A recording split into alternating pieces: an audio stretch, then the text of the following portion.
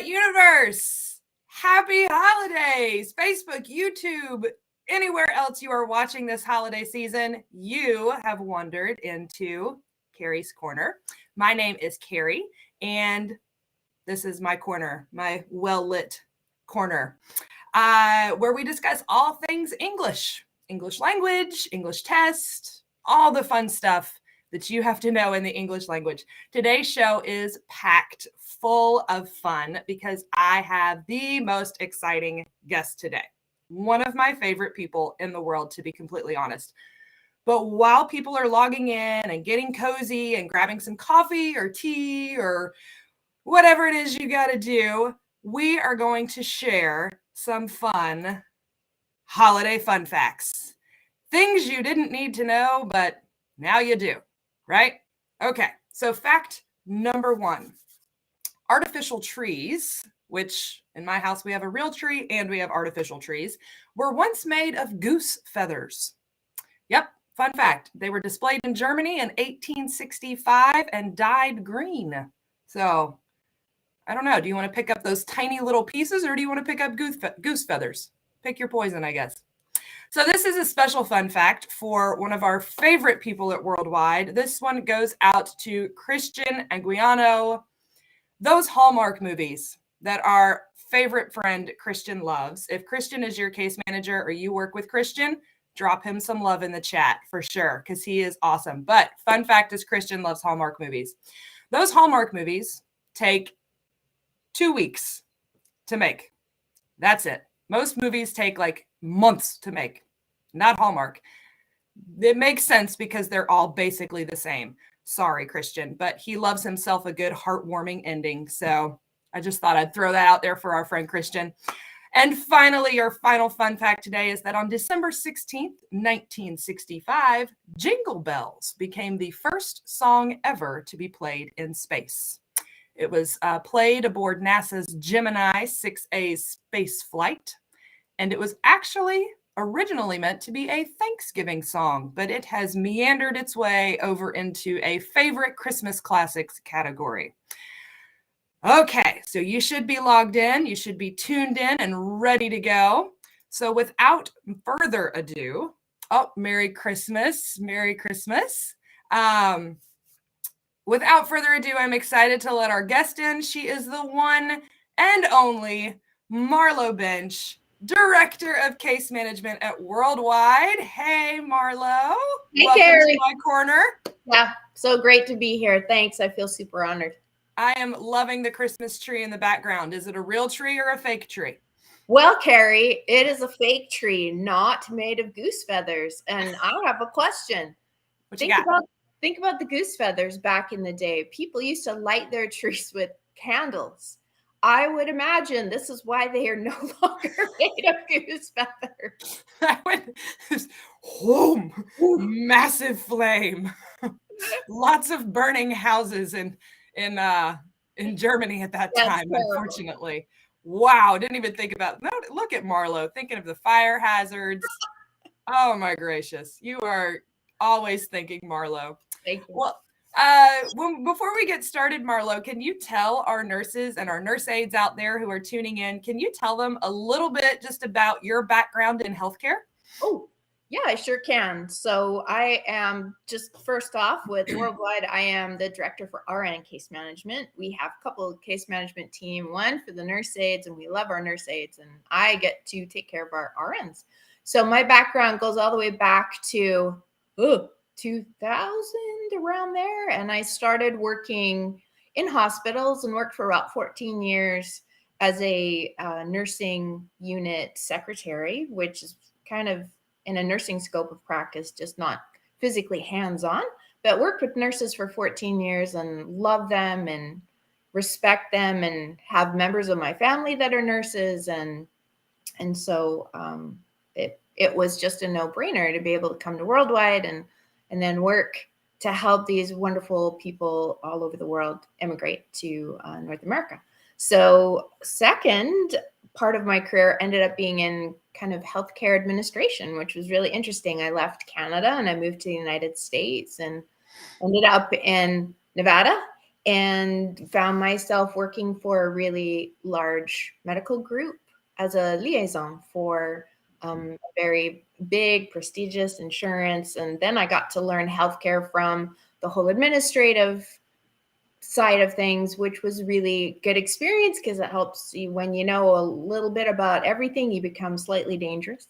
And then after that, we had to leave and move to beautiful South Carolina, which now I'm working with Worldwide, and I just happened to Beth Vanderwalker. Everybody knows Miss Beth. She just happened to hear that I had some background in healthcare, and she reached out, and I didn't know Beth at all, and she gave me this amazing opportunity. And I started out as a case manager, and now have this wonderful opportunity. Super blessed to be director, and I am a woman. Everybody thinks that I am a man, and I'm not. So I'm so glad you said that. I get that a lot too. A lot of people see my last name and they refer to me as Sir Cooper. And I'm like, no, I'm Kari. So that's it. It is kind of crazy when we meet so many nurses virtually and all they see is our email signature. They see our names. So yeah, that is, I'm glad you clarified that. We do have a question coming in from Anthony Abuga. I've informed my watchers and my viewers many times that I'm going to butcher their names, so they just have to be patient with me. That Southern accent just doesn't help in pronunciation.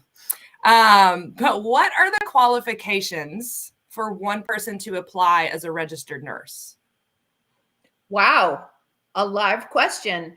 Well, what are the qualifications to apply as a registered nurse? One, being a registered nurse and having your NCLEX is really important.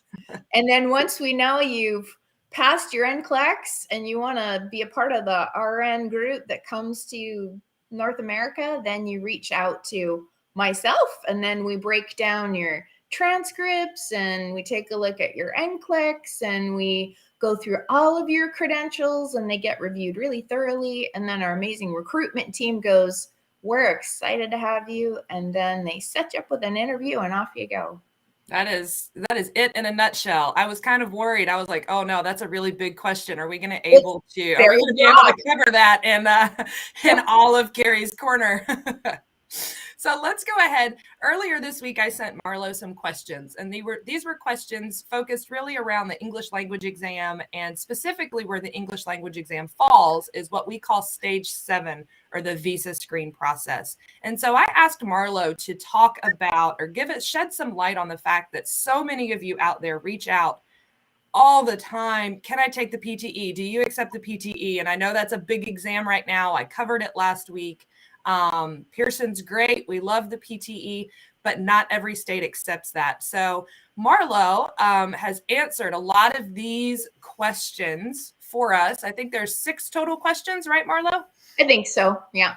So Marlo's going to break down the top question. So I'll ask the question, and then Marlo is going to kind of go through her answers and give us the most amazing explanations ever to these questions. So why, in your opinion, does CGFNS not just require what the state boards of nursing require?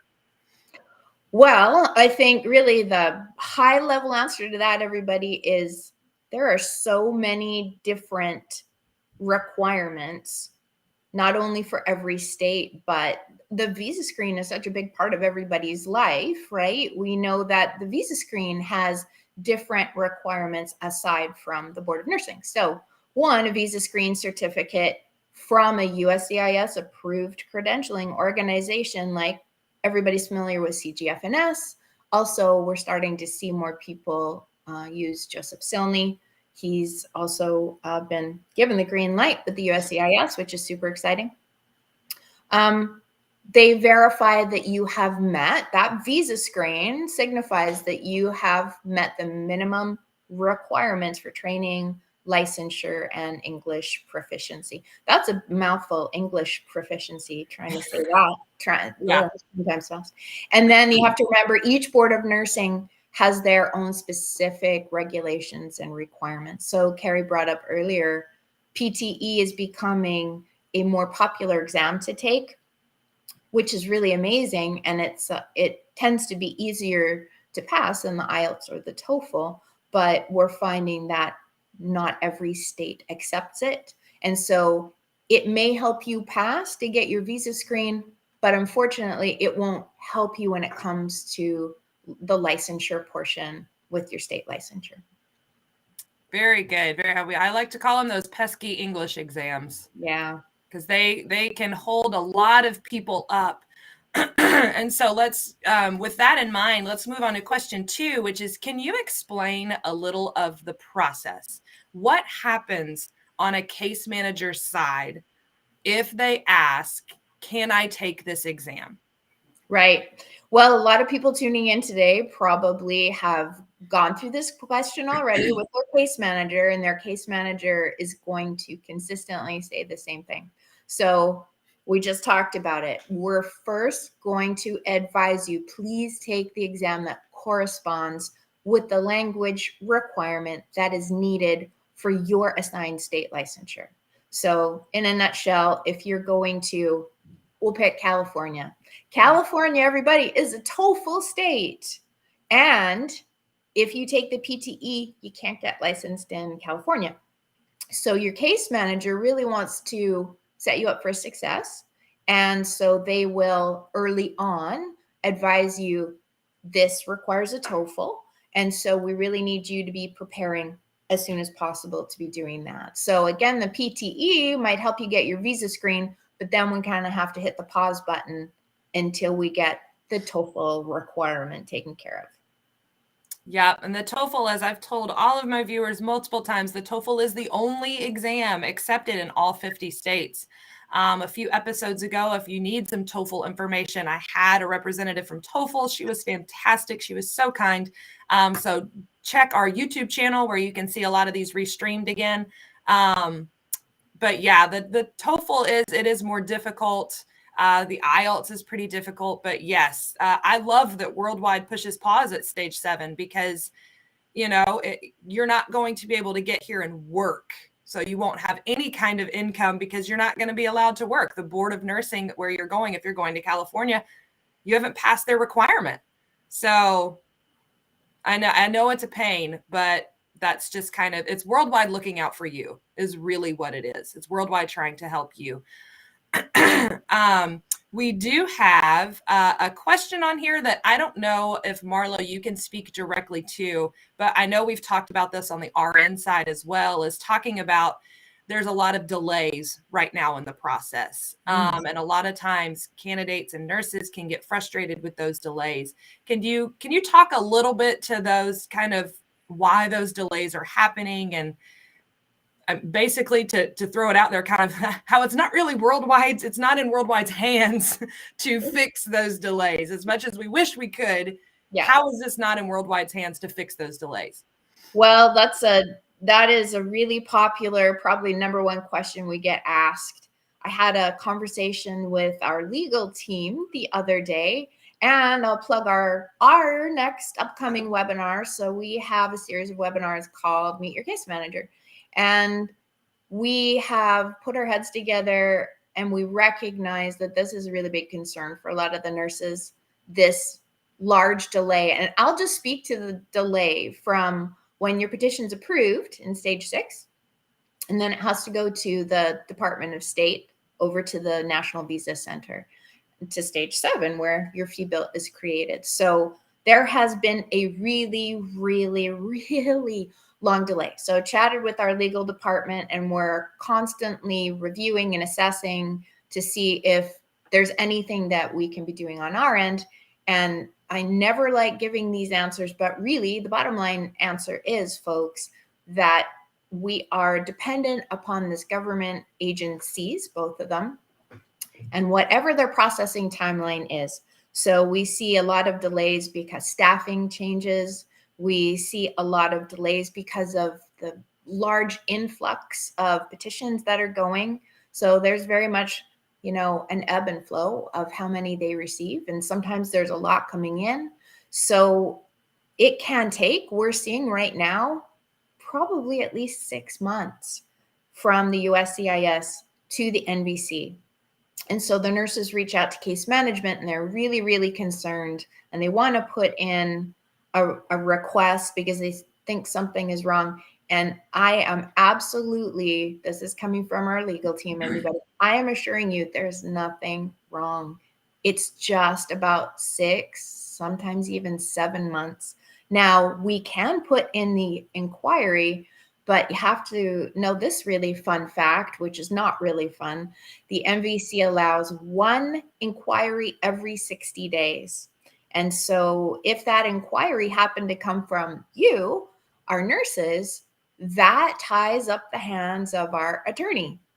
So should you wish to inquire and find out, and you haven't run that past your case manager first and let them know, then should your attorney need to reach out to the MVC, they actually can't do that until that 60-day time period has lapsed.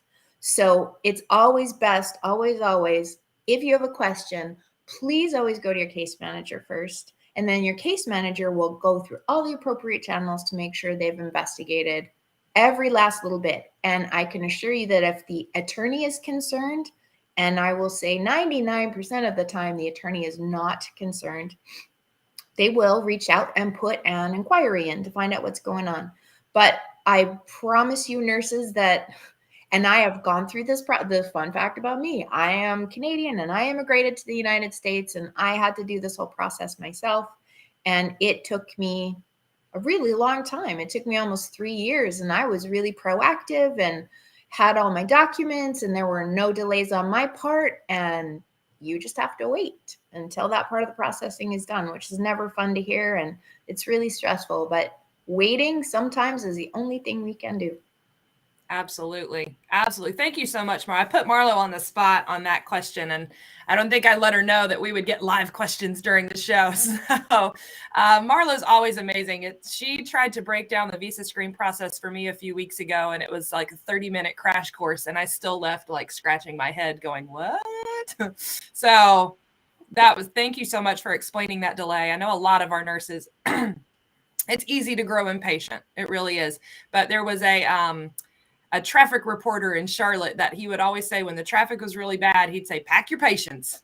So that's kind of the advice that I have for our nurses is just, you got to pack your patience and know that worldwide we are doing our best on our side to make sure your VisaScreen moves through as quickly and smoothly as possible.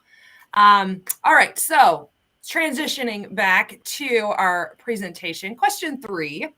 Why do you think the English exams are so important? They've heard it from me. I want to hear it from you.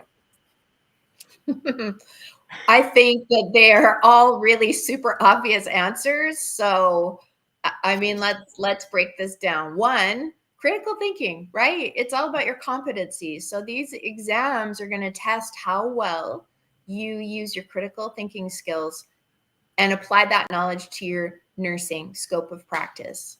And also, I mean, it's how do you think in English? And I learned French, growing up in school, and my French is not fantastic, but I do recognize what it's like to try and think in another language. And if all you French speakers out there, it's everything is kind of backwards in the order that it is. So these language exams help you know how to think in English because you're going to be practicing in English. Also, speaking and communicating. Golly, you have to speak with your coworkers, and I should include physicians in the coworkers, but I will say coworkers, physicians, and your patients especially, right? Your patients need to be able to effectively communicate and understand you. And I will put a plug in for your pronunciation and your enunciation.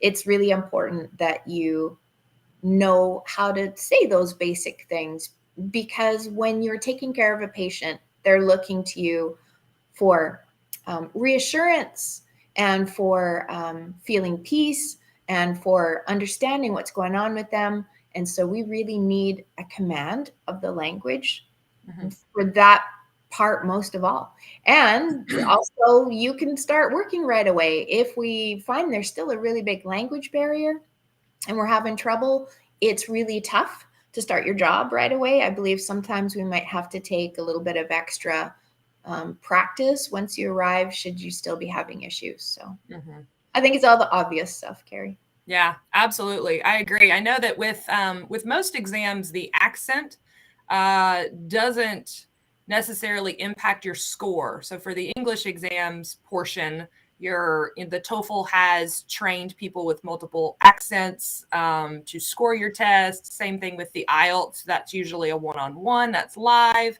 PTE has that detection as well with their AI technology. But a lot of times we're finding that candidates will get to the U.S. and their accent is a strong, it can be a struggle when you come over here. So just kind of prepare yourself that the English preparation doesn't end with the exam. It doesn't end at stage 7. So you got to keep preparing even after these exams. So I think the biggest thing, Marlo, what you said is being able to speak to your patients. I love that you said being able to speak to your patients and your coworkers is what creates safe and effective care. So that's really, I think, the crux of why this is so important. So question 4 is, what else is involved in the VisaScreen or stage 7? So for those people who are just starting the process and getting prepared, what do they need to have ready for stage 7 other than the English exam? Sure. I'm going to break down your VisaScreen requirements, and those are really, really easy to find online. If you go to CGFNS, it gives you really thorough breakdown of everything, but they're going to need things like your secondary school information. They're going to need your home license, your diploma. That includes anything foreign and domestic. We have some students that were educated in English, which is awesome. Yay. And then that does affect actually what your language requirement would be. And most of our nurses, of course, are educated in foreign. So you have to also provide passing of the NCLEX. That is really, really, really critical critical piece in all of this. That's why I put keep calm and pass the NCLEX. So the NCLEX report is a really big document. It's tougher to get from some states than others, which I'm very, very sorry on behalf of the, I think, Texas Board of Nursing. It's very tough to get an NCLEX pass letter from them. Your transcripts, your academic records, and of course, language proficiency exam. Oftentimes we find that all the other requirements have been met for the VisaScreen, and the only thing that was missing was the language exam. And then changes happened not too long ago. Golly, when did the PTE come in, Kari? Maybe 2-3 months ago? Has it been more? August is with CGFNS. Yeah. So even though I was really excited for other exams, such as like the OET or PTE, it helped us get our VisaScreen a little sooner, but then it just kind of made us put a pause in terms of licensure. So nurses, I want to just go out there by saying, if somebody told me that I had to learn how to speak Tagalog, I would be terrified. So I have a huge amount of respect for you for learning English and changing your whole life, making such a big leap, and it's very scary. And I'm so proud and impressed, and I'm always amazed that you do it without complaining and that you're also brave. Because if somebody asked me to do that, I don't know if I could do it. I think that would be really, really hard. So please know that all your case managers and your director and Sir Ron and Miss Beth, we all recognize the fact that you're working so incredibly hard, and you're doing that while you're holding down a full-time nursing job, as well as picking up double shifts and having a family life and juggling small children. And we're very aware of your current situation, your working situation, your home life. And so please take that into consideration. We think about that often. Yeah, absolutely. And we have so many nurses who have already left their home country and they're working in another country, and they're learning English as their third language, as their fourth language. So I confuse myself in my own language in my head with my thoughts. I cannot imagine having 4 languages up there to pull from. It's astounding. And learning English or learning a language as an adult has been proven to be much harder than acquiring it as a child. So I agree with Marlo, everything you said. I really, really applaud. Don't think that we don't understand that this is difficult. We applaud you and applaud your efforts, and know that it will be worth it in the end. So question 5 is, what should be a candidate's goal as far as length of time to spend in stage 7? How can they make this process as smooth and as quick as possible? I think I'm going to preface this by saying, and it ties in with the earlier discussion about delays. We never know what some processing timelines are going to be. And so that is, that's applicable to CGFNS, right? We never know if they're processing VisaScreen applications really quickly, or if there's a delay. You have to remember they are the ones requesting your transcripts and your home licensure. And so sometimes there can be a delay on their end, and then that slows down the verification of all your requirements. So we put our heads together and tried to think of the most effective timeline to get you in a place where when you get to stage 7, there's no delays, so that we can just push on through. So I think a good rule of thumb, everybody, is that no later than 6 months after your petition is approved, we want that VisaScreen in your hand. We need that certificate, okay? So prior to reaching stage 7, this is very much a preparatory process, and we want this to start probably at around stage 3. And we want, our ultimate goal is once we get our little fee bill, and you can see the picture of the fee bill there. Once we get the fee bill created, we already have your VisaScreen in hand. And then it's actually a fairly quick process, depending on how quickly the CEAC processes your fee bill payment. Sometimes that can take 7 business days, and sometimes we've seen that take maybe 2 weeks or more, 3 weeks. During the pandemic, it was a couple of months to process a fee bill payment, which was, again, very frustrating. So I put in here, your fee bill will not be paid, and you hear this from your case manager all the time. It will not be paid until we receive confirmation of 2 really important things. One, that you've passed your language exam, yay, which is, we all enthuse with you. We all clap. We have case managers come to me and go, you'll never believe it, so-and-so passed their English exam. And then we all cheer for you. And you all become very famous. We all talk about you at work. And the second portion is, you will have to have already applied for your VisaScreen application, and we need that process well underway. So we need proof that that has started, and then we need your VisaScreen. And then the last but not least, I'm putting a plug in for Kari Cooper. We need you to enroll in our free ESL course. Before Kari came, we did a lot of statistics on this. But without boring everybody with a lot of data, our numbers and our stats and our timelines have greatly improved since we've had Kari. Thank you, Kari, for sacrificing all that time and the love and the compassion and concern for our nurses. So please, everybody, enroll in that course. She will help you pass that language exam, I promise.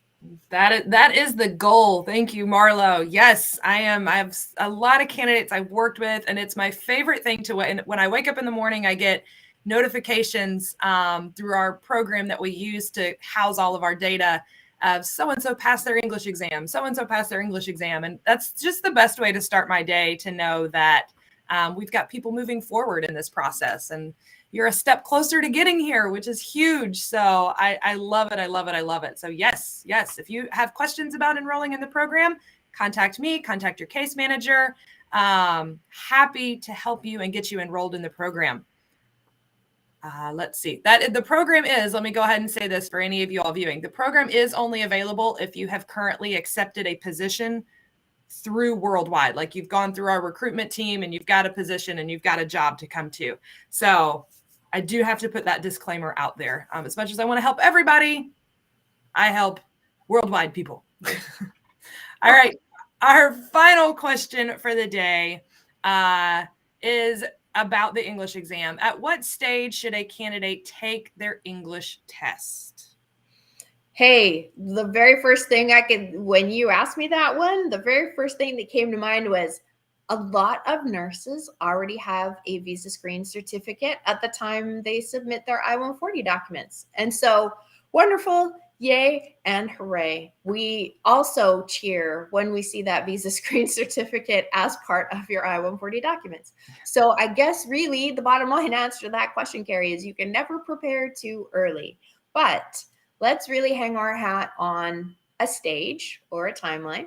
We recommend that at the time you submit your I-140 documents, which is stage 3, that you start working on preparing for your language exam and then start processing that VisaScreen. So get your application in.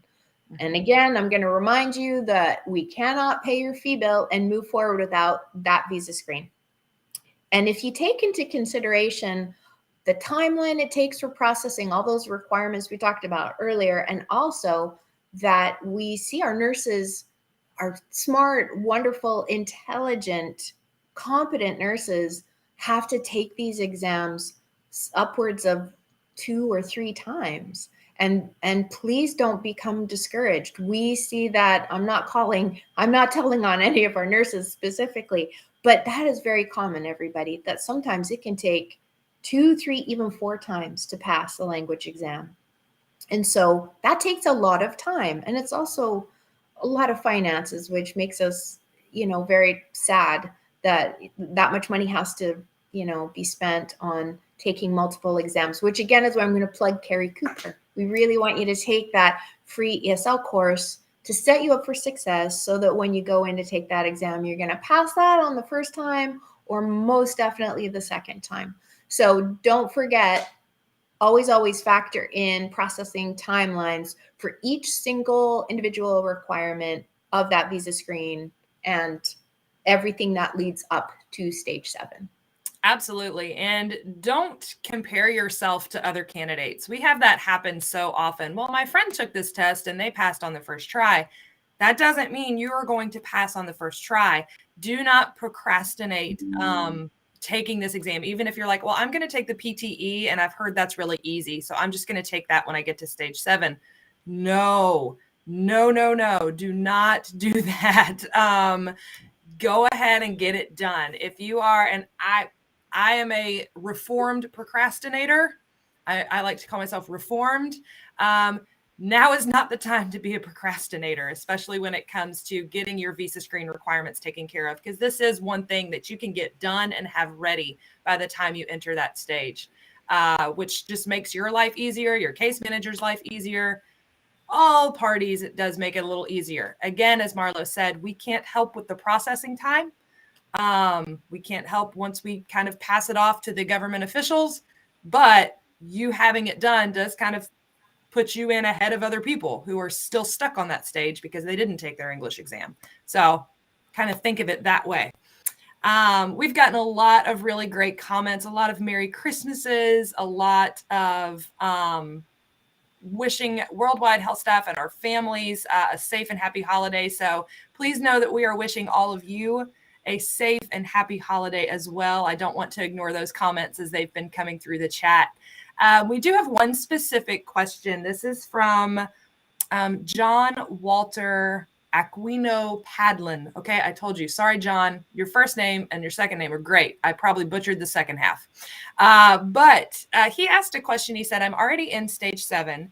He sent his VisaScreen to his case manager, paid his dependents fee bills to the attorney. How long will he wait to know if fee bills will be paid to start the DS-260? Sure. Let my mind process that entire question. So you've got your VisaScreen, you paid your dependent fee bills, which is amazing. So I am just gonna make the assumption that your case manager has submitted that all to our amazing accounting department, and it will go to them, and then they process all those payments and submit them through the CEAC. And as I mentioned earlier, sometimes the CEAC site can take anywhere from 7 business days. We've seen it take 2 or 3 weeks for a payment to be processed.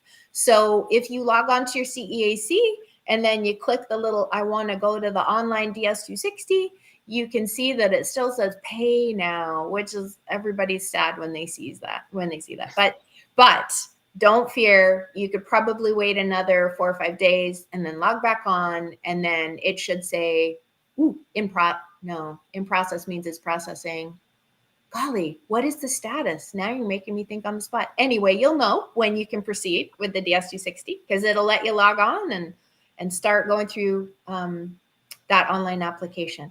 So the timeline is going to be anywhere from maybe a week to 3 weeks once those payments have been processed through our accounting department. Very good question. Very good question. I'm so glad you're on here because when they ask me these questions, I just have to go, kindly contact your case manager. That was a great answer, actually, but I will go on record as saying I sometimes think our nurses are far more in the know and a lot smarter than we are. So that's a true. I've had nurses catch me all the time, and they're like, "But wait, Kari, this is accepted somewhere," and I'm like, "Well, let me go check." And you were right. So yes, absolutely. Well, I just want to thank you to all of our viewers. Thank you so much to Marlo for such an informative presentation. Remember, folks, if you are watching this, if you're watching it live and you have questions, if you're watching it after, we have a lot of viewers who tune in after the show and play it when they have availability. Reach out to your friendly neighborhood case manager if you have any of these questions, and they will, if they can't answer it, they will definitely reach out and find an answer for you. So I see your question, John. And my advice to you is, it says it's still on the pay now status, Marlo. It's been 3 weeks. But my advice to you is reach out to your case manager, have some help in following up with that.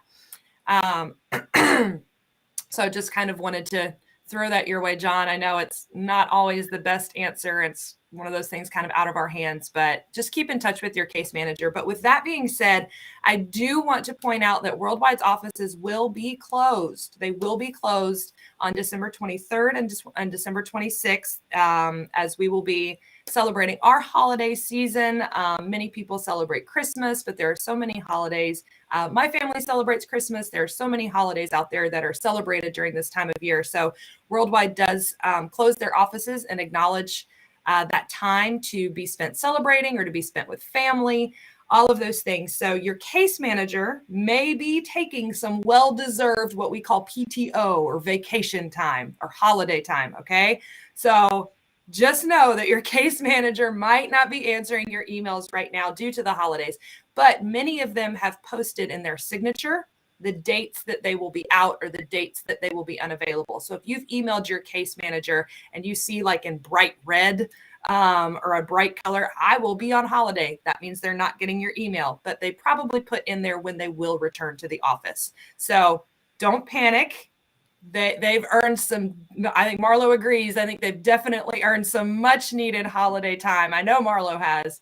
Can I put a plug in really quickly? Yes, please do. I don't know if we've ever brought this up on any of our webinars, but nurses, please know that our case managers are extremely mindful of what part of the process you're in. So when they have to step away for PTO or at this time of the year when we're in observance of Christmas holidays, please know that they're aware of what part of the process you're in. And should there be an urgency of any kind or an emergency, they do periodically make sure to check to make sure everything is okay with your petition. So should you not hear from your nurse, it is not going to delay any part of your process. Everything will be okay. And should a case manager step away for a few days, it will not negatively impact your petition. I promise you. Absolutely. If a case manager steps away, just to kind of give our nurses out there an idea, if a case manager steps away for 3 or 4 days, around how many emails do they come back to the office to, Marlo? Well, I think it varies, but it can be upwards of about 400 emails. I know that when I first started with Worldwide and things were a little bit different, I had to step away for some family things, and it was about a week and a half, and I came back to 647 emails, something like that. And do we look at every single one? We really do. We really do sit and open every single email. So that's not us making an excuse. It's just, maybe it's helpful, that we explain to you that your case managers, when we say that they're working really hard, there is a lot of influx of emails daily. And I'm not even going to say that touches how many emails Saran Hoppy gets. I can't imagine. So as much as he has never told me this, and I might get in trouble, I would really request that you do not copy Ron on your email. He cares about you and you are extremely important, but he gets a lot of emails, nurses. And I promise that if you copy me and your case manager, whatever concern or question you have really will be addressed and resolved. So just take that into consideration. That's my Christmas request. That's our Christmas request. Remember, I guess the message is really pack your patience. You know, everybody in the worldwide team, Sir Ron Hoppy, Miss Beth, Marlo, all of them included, we all really are doing our best to answer your emails and to respond promptly. And like Marlo said, your case manager knows where you are. They're very familiar with where you are. So if there is an urgent response, I know a lot of case managers, not all case managers, they're not expected to check their email as they're on vacation, but a lot of case managers do, just so they don't come back to 600 emails after taking some paid time off. But speaking of vacation, I will not be in my corner next week. I will be spending some much needed time with my family. And during this season, I encourage you to do the same. So if you are able to take a day off from studying, go hug someone you love. For those of you that do work during the holidays, on behalf of Worldwide HealthStaff Solutions, please allow me to say a tremendous thank you. Giving up that time with your family, with your friends and your loved ones is so hard. But please know that the work you do is seen, it is appreciated, it is valued so much, no matter where you are in the world. We thank you for the work that you're doing. We thank you for the work that you do and the healing hands that you are really blessed with. And we are so thankful for that, especially during this holiday season. So signing off today with my good buddy Marlo. Merry Christmas, happy holidays, happy New Year. Stay safe, stay warm, feel loved and appreciated. And as always, let me remind you, don't face the corner, face the world with Worldwide. I'll see you guys in 2023. Merry Christmas. God bless everybody. Bye-bye. Over and out, everyone.